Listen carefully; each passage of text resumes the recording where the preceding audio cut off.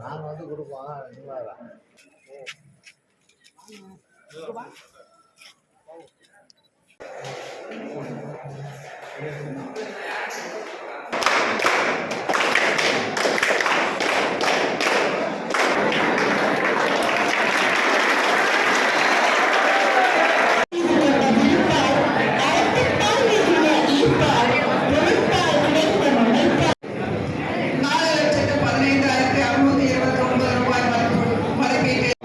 அதெல்லாம் வந்து எல்லா வீடுகளிலும் தூக்குவாளி இருக்கும்.